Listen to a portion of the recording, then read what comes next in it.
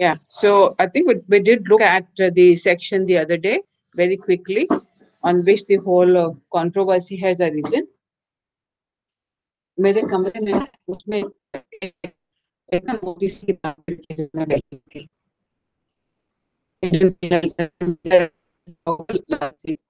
मोटी किताब मेज पर रखी है, वो भी रखी है। Yeah, so we looked at that, and what we are finding is somebody has to explain to me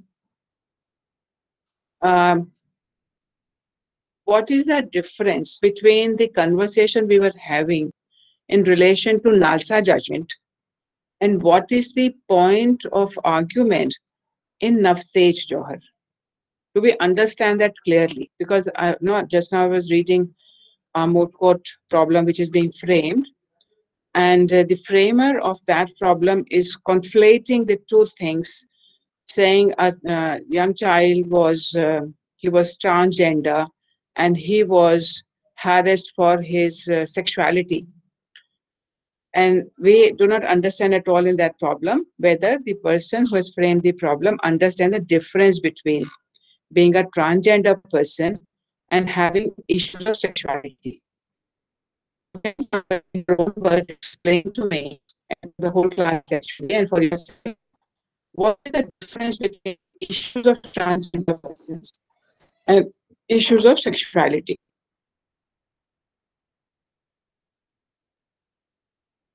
Anyone who wants to speak?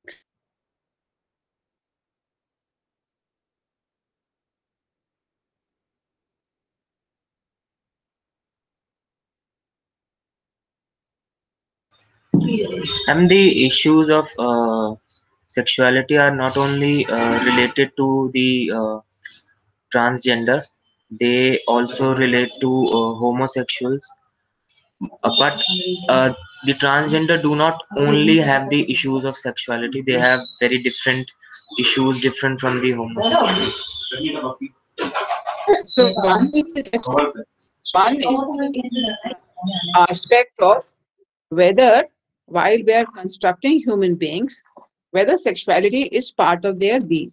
That's one question. So, and in Nalsa judgment, we came across the judges that kept clear of that aspect. They have not touched on the aspect of the sexual issues relating to the transgender person. They have talked about the social issues of the transgender and the issues of exclusion of transgender persons.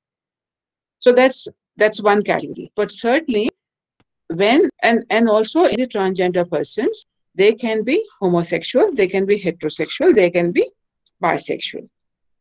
So when it comes to homosexuality on transgender, the issues will be the same as faced by people of the same sex. But when we are talking about, when we are raising this issue of sexuality in reference to 377, we are talking about people who are attracted to the person of the same sex.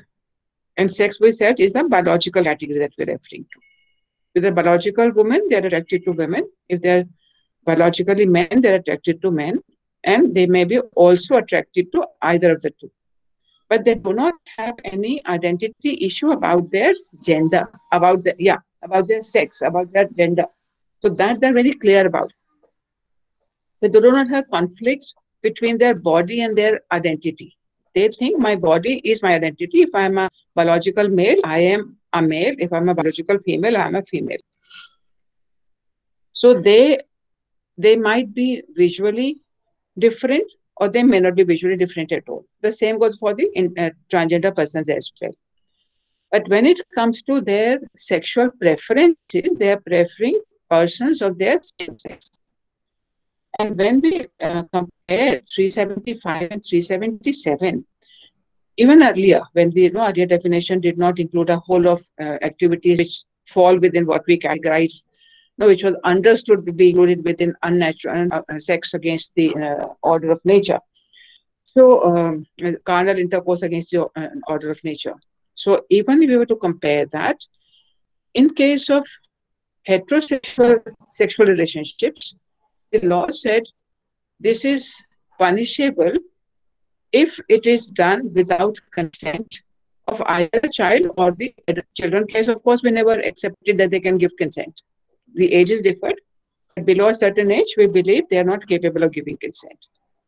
So non-consensual sexual activity among adults without marriage is not an offense. But in case of same sexual activities, same sex preference, same sex attraction, if people do consenting adult relationship, 377 penalize that. So the question was that whether 370 and 377 solely talked about carnal intercourse. And I did say in the other class that it was referring to penovaginal intercourse, penetrative intercourse. So if there is, and penis involvement was assumed to be essential for that. So the involvement of penis was considered compulsory, but Arvind article tells us that there were a lot of other situations where they were also included within the category of carnal intercourse, depending on what was judge's understanding. So it was not that it was on anal it was not only limited to anal intercourse. It was included into thighs and hands and all other kinds of scenarios. So that was one aspect about that. The definition itself was not clear. Second issue was that consensual activities were also penalized, and the debate was there that why would the sexual activities done in the private should be of any public concern. So the and if you look at Christianity and in Islam, Islam it is also seen as a completely unacceptable activity. In Victorian Christianity also it was considered to be immoral activity, and that was seen as the basis for making it. And it has always been contentious that if there were lesbian in relationship, the women having sexual relationship with women, whether that was included or not. And we have an article by Poonam Saxena, where she did write about it. I don't remember the citation, but she did write about this, in which she took the position that lesbian sexual relationships were not within the purview of this section. And when we read this section, we did realize there were three scenarios that they have incorporated. And 377 said, whoever voluntarily, so if it is forced, if a man is forced to perform any unnatural activity with another woman, so there is a one who enjoys voyeurism, wants to see other people do it. So if a man is forced to perform unnatural sex over a woman or another man, then this man who is actually performing the act is not, because it's saying voluntarily. And we don't know the definition of voluntarily. Section 39.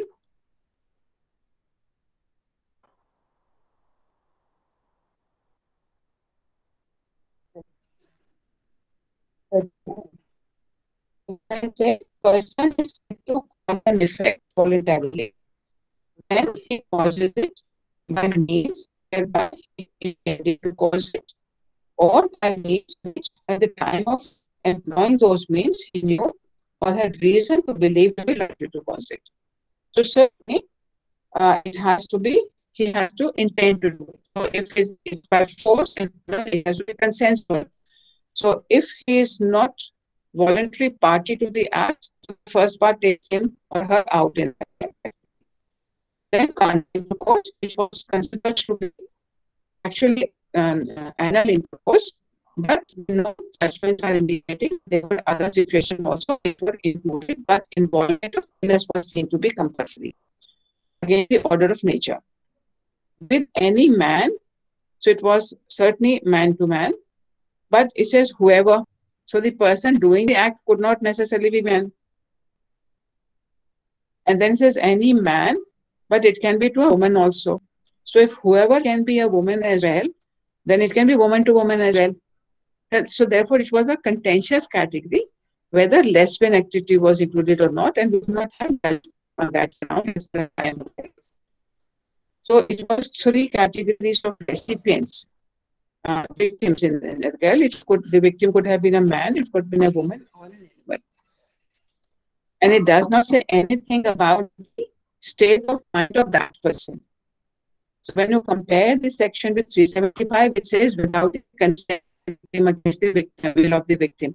There was nothing like that here, and that is where the compulsory nature of the section came in. And as we also know that till I think 1970s, it was considered, same-sexual attraction was considered to be a mental illness. But now the mental health science has improved, and they said no, it is out of the mental illness category. It has been, and the activist, the LGBT activists saying that it is not limited to the attraction. By to say that same-sex attraction is unnatural, to say that God has not created them. People have made that choice. But now the studies show that no, from the very early age, children start showing that preference. So it is not only that after puberty they start showing that. After puberty, certainly it becomes much more clear to them. And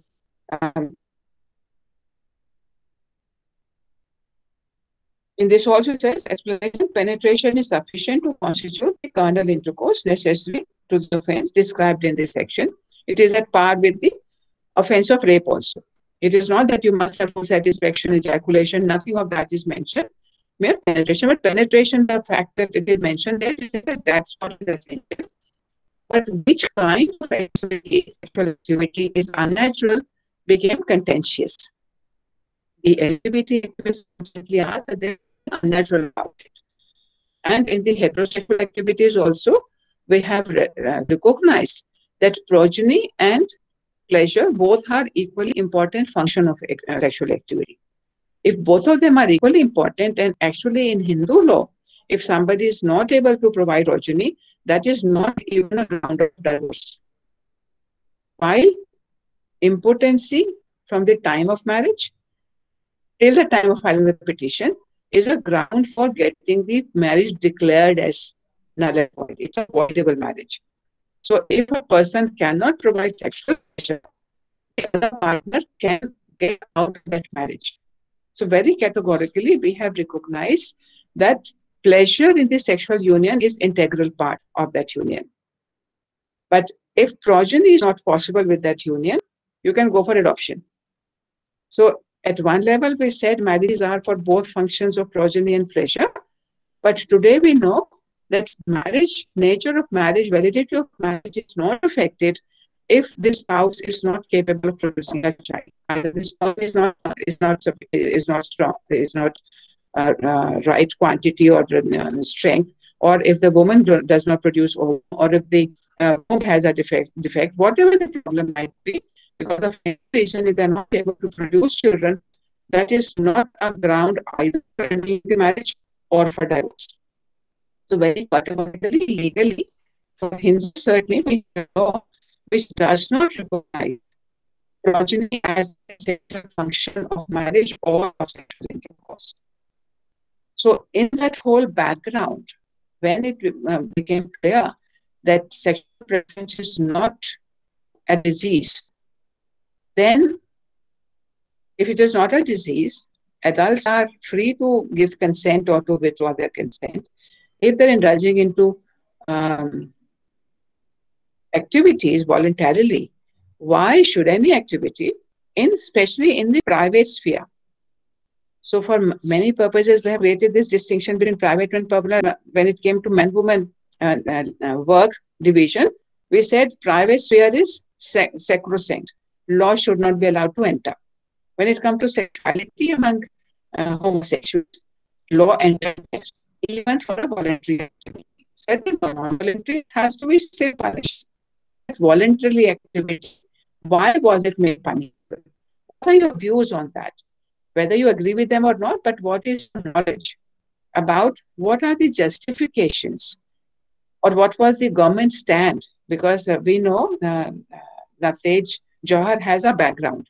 First of all, the most prominent judgment was which one? Do you know? NAS Foundation.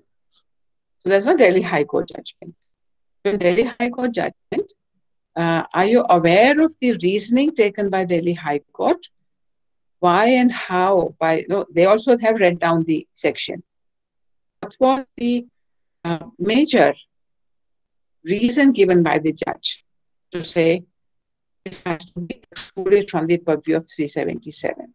How did they interpret Article 15?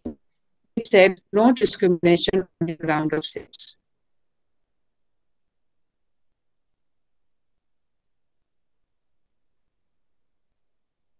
Do you know anything on that? Ma'am, I have not read Nas Foundation, but in Navtej Johar, Supreme Court says that sex occurring in Article 15 also includes sexual orientation. So people cannot be discriminated upon on the basis of their sexual orientation. For the same reasoning given by Justice A.P. Shah also in Nas Foundation. At that point of time, are you aware of what has been the government's position? Because by the time it came to the state Sarkar, what was the government's position? The government's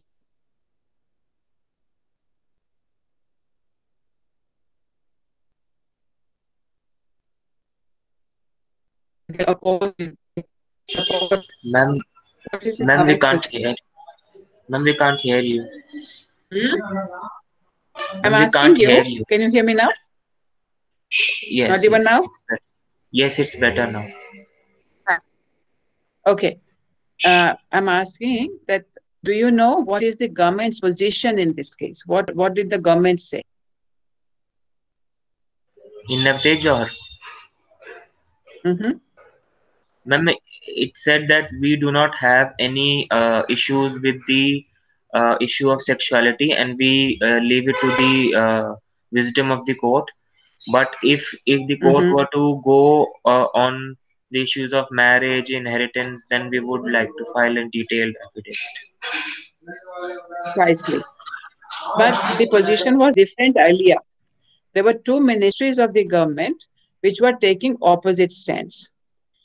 Home Ministry was one, and Health is independent, or I think Welfare Ministry.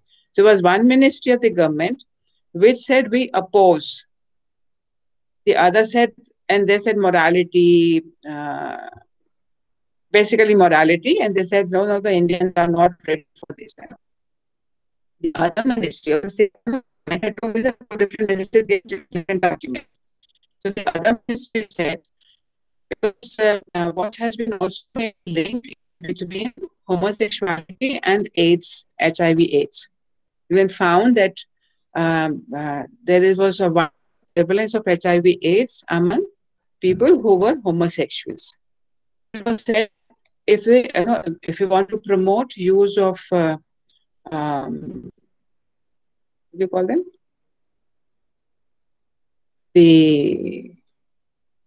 Forgetting the word, for preventing pregnancy. What does one use? Contraceptives. Condoms. Yeah.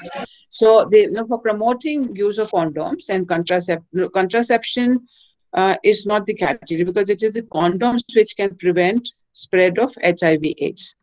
Contraceptives are only for pregnancy, but against AIDS and HIV, it has to be that the body parts should not come in contact with each other. So to prevent AIDS and HIV/AIDS, the NARCO, I think, was the group which was dealing with, which was pleading for supply of condoms to homosexuals. We can't do that, because if it is an illegal activity, we cannot promote this campaign. And Kiran Bedi at one point of time had promoted use of provision of condoms in Tihar prison when she was the superintendent, and she was criticized very badly. She was saying, I'm taking cognizance of a ground situation. There's a lot of homosexuality happening in the prison, and in the prison scenario, it is happening more because of the desire of people rather than because they are different. So one has to understand homosexuality in two contexts. One, where men want to desire pleasure, but because women are not available, they exploit the other men. The other one is that their natural desire is to have that. So because whether it is natural desire, whether it was circumstantial desire, in all cases, 377 said nothing doing, neither consensual, and certainly non-consensual has to be. But homosexuality in prisons is very, very widespread. Recognizing that, Kiran Bedi, as the superintendent of Tihar prison, she promoted provision of condoms in prison, and therefore there was a criticism. So there was this whole set of people whose experience was that this is something which occurs. So what are the ways to respond to this problem that we have? One is to keep your eyes closed and say nothing. We will do nothing. We don't recognize these people exist, and if they exist, they will go to prison. That's one line of treatment to them. The other one was that you recognize either because of circumstantial necessity or because of natural tendencies. If people are having consensual activities in private sphere, it is none of the state's business to interfere. So that said, then because we do realize the health risk involved in this scenario, therefore we should be promoting use of condoms among the sexual partners, the consensual sexual partners among the same sex. So one ministry said no, morality. The other ministry said no, ground reality. We need to protect the health of people. And the Delhi High Court certainly took a lot of argument on 14, 15, and 19, saying that declaring it to be, to read it down. Then appeal went, and a lot of religious leaders also joined. And Sushil Kumar Kaushal, the Supreme Court, set aside Nas judgment. After, and also please understand, in Nas Foundation, the moment the decriminalization happened of consensual activities, there were many news around that time saying that couples are now, the same-sex couples are flocking Delhi and are getting married. This Nas Foundation said nothing about marriage. But people thought that that was also legitimized, legalized and legitimized. There was a misconception, and that continues even till date. So now, after Nafej also, the situation hasn't changed. The only thing which has happened after Nas, and that was limited to only Delhi. So after Nas Foundation decision, because the Delhi High Court judgment, it was decriminalized only Delhi, but other parts of the country still this thing. Then the Supreme Court said it is right. Then a review was right. Was also criticized very badly because it kind of took up the same reasoning, said everything possible and without. So Ma'am, your voice is breaking very badly. Bad choice of building, and hopefully it will be better. My not able to even connect. In places only connect. Breaking. Difficult to concentrate what you're saying.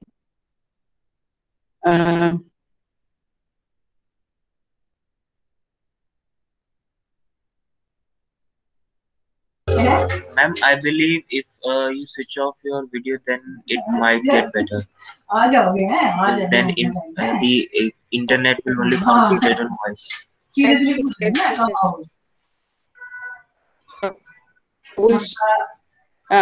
it better? Are you able to hear me now? Yes, ma'am. Yes, ma'am. Okay. Who is having this background? The family sound. All of you will have to mute yourself. So I'm audible now? Yes, ma'am, very clearly. Okay. So I was saying that in Nas Foundation, we have, it is a High Court judgment, Delhi High Court. So it was applicable, the decriminalization of 377 was relevant only in the jurisdiction of Delhi. For the rest of the country, consensual sex among same-sex persons continued to be illegal. Then Kaushal's case came, in which the Supreme Court set it aside. But that judgment was criticized very badly because it took the same reasoning but gave a different finding without justifying why it is taking a different position. So then a review was filed, and that was pending when Navtej Johar has happened. So what has happened? What is the rationale for the Supreme Court to undertake and accept Navtej Johar, despite the fact that Kaushal's case was still, review petition was still pending in the Supreme Court? Have you found any justification?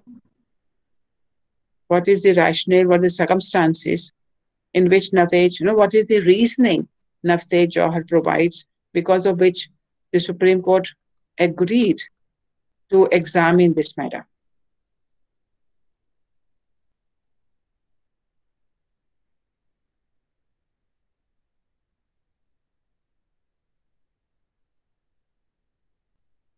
Do we have any sense? Ma'am, on the towards the end of the judgment, on the 19th paragraph, it criticizes the Suresh Kumar Kaushal judgment in some lines. Ankit, you have family in the room? Wait, just.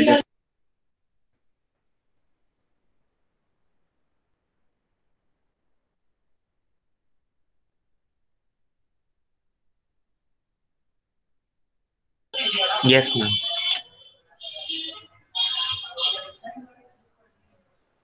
Yeah, tell me.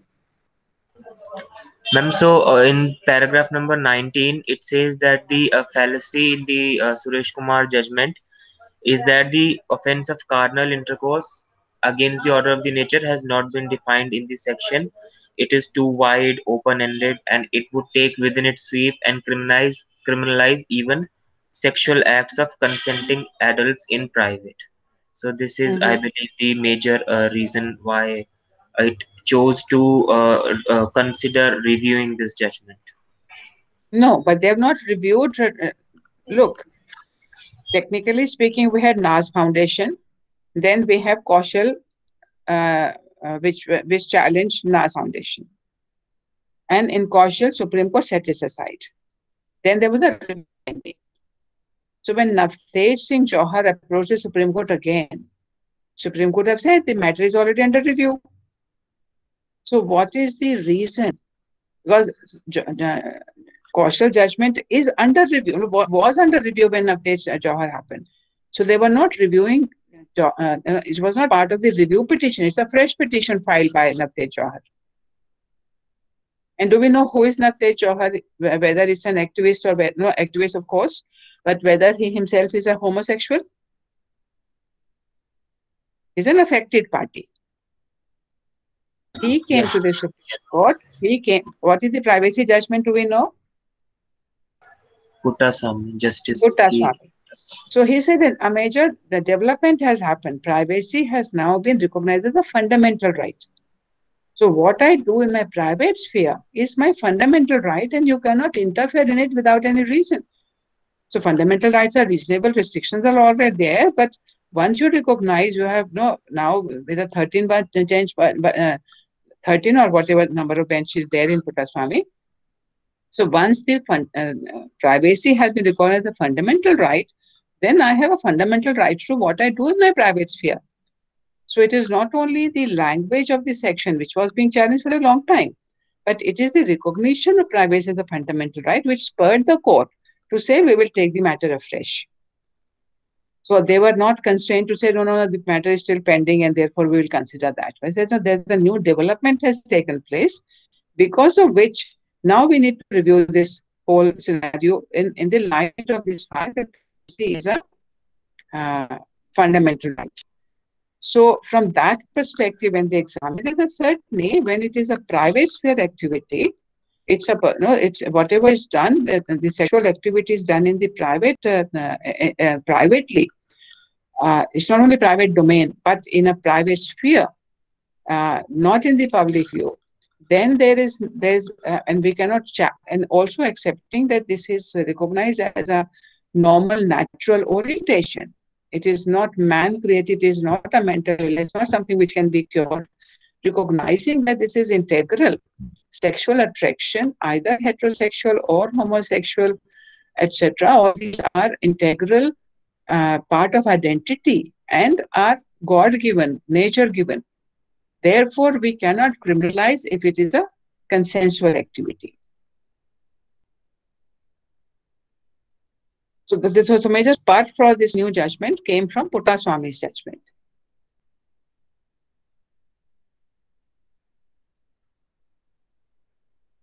So after this judgment, what is it what has changed in this section? What is still, because 377 has not been struck down. What still remains in 377? And in comparing what has, we want to do both the things. What has gone from 377 to 375, and even after that, what has still remained in 377? What is it that has clearly remained in 377?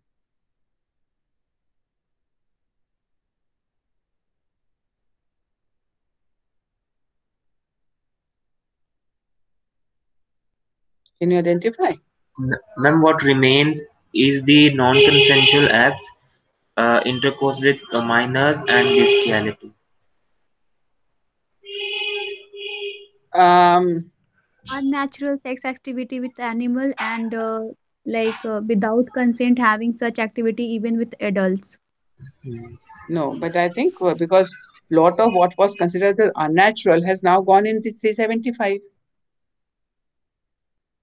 79 have all this anal intercourse and penetrative finger and object penetration also, no? All that was considered unnatural. So all that has no more remained here, 377. So what has remained 377? So certainly it is the non-consensual category, or everything which was consensual, where parties were capable of giving consent. Animals are not capable of giving consent. Children are not capable of giving consent. Children and persons with the mental illness not capable of giving consent. Persons in coma state are not capable of giving consent. There's a lot of categories which are not capable of giving consent. Whether all those categories of people who are incapable of giving consent remain in 377.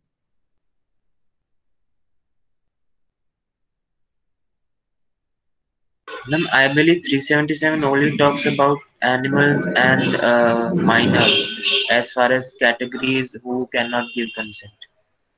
So suppose there is a man who has sodomized a 12-year-old boy. Whether the offense will be in the 377 or will it be POCSO or will it be both? Ma'am, it will be both. If you look at the definition of penetrative sexual intercourse in POCSO, it is on the same line as 375 is. So certainly it is not only, so in case of children, we still have, in case of children, it can be homosexual act or it may be a heterosexual act. POCSO is also attracted. So if it is, and certainly in case of children, it is always non-consensual. It is a statutory category. So therefore, 377, if it is the same-sex persons, if it is heterosexual, then if it is heterosexual, it will go in the POCSO category. But POCSO will be, in my understanding, thinking aloud with you at this point of time, POCSO will attract all scenarios, whether it is heterosexual or homosexual, while 377 will attract only when it is homosexual in the children's category. So that's one. There's no change in relation to beasts. Okay. Have you seen the definition of, what does it say? The word used is here, man, woman, or animal. Have you ever had a chance of finding out what's an animal? Who is an animal? We've had legal definition of animal. I just looked at this time. I've never actually bothered to look at it. And it says all living creatures other than human beings. So it is not only talking about animal the way we think of, but it is including all living creatures as the animal. So there's any occasion where the birds can be uh, sexually abused, which is kind of a new thought for me myself also. But looking at the definition of animal, it is much bigger than the four-legged animal that we are aware of. So all other living creatures are into that category. So coming back to the human beings, it uses the word man, woman, and we know the definition of man, woman refer to. ये बंद करिए क्यों चल रहा है हो गया अच्छा हो गया बंद. So the definition of man and woman is, of course, saying male human being of any age, female human being of any age. So all those definitions has to be read here. So when it comes to man having anal intercourse with a woman without her consent, what do you think? Whether it will be both 377 and 375 or only 375? What would you say?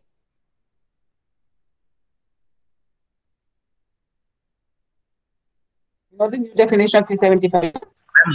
With consent or without consent? With consent, of course not out, because with consent, everything is out. As long as it is sexual activity among consenting adults, that is out. Sex, no problem at all. It is not penalized. We are only I talking believe about 375 also non-consent. covers.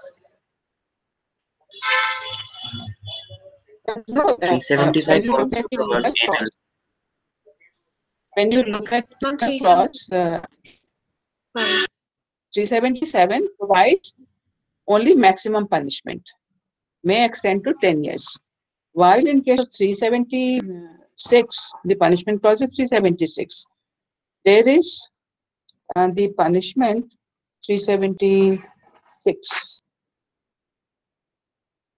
punishment for rape, punishable with regular imprisonment of either description, which shall not be less than 7 years, but which may extend to imprisonment for life and shall also be liable to fine. So for any offense of rape under 375, it will be minimum 7 years. If you charge 377, then it is a case of, so if it is a man to woman, that's where the confusion. If it is a man to man, then it still remains under 377 and it is providing maximum. But if it is a man to woman anal sex, then 376. Punishable under 376. And if it is falling into the aggravated category, then many more, much higher mandatory minimum. So there's a huge difference in the scheme of the consequences which will come if you're convicted under these two sections. So can we have two sections applied in the same scenario? One which gives, and certainly on the face of it, both are applicable. So both are applicable, then as a defense counsel, you would say, no, punishment under 377, not 375. And I don't remember, I'll check that again. You can also check that again. Whether under 376, is there anything which says whichever sections provide higher punishment that will be given? Because in case of POCSO, we know that if the offense is punishable under different legislations, then the punishment will be given under that legislation which provides higher punishment. So POCSO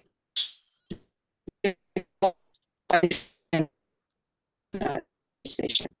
But between 326 and 377, if the case is falling in both categories, then we say interpretations have to go in favor of the victim, of the offenders.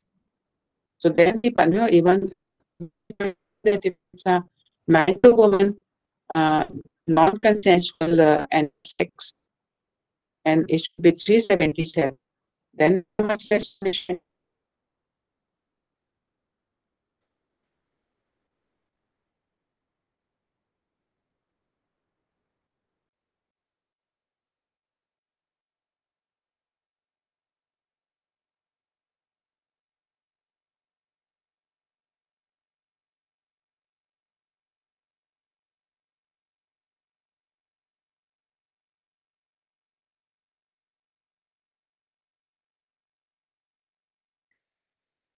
Now, Yes, ma'am. Yes, ma'am. You are audible now. I either no, tomorrow either I will go to the new building after this class and check out with the next class to see whether that building has got better accessibility on the internet. Otherwise, we will have to deal with the noise at my house because in my house at least we have got better connectivity.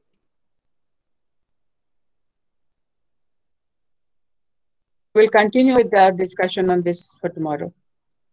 Check out what the timetable says. So we'll conclude this and then look at the.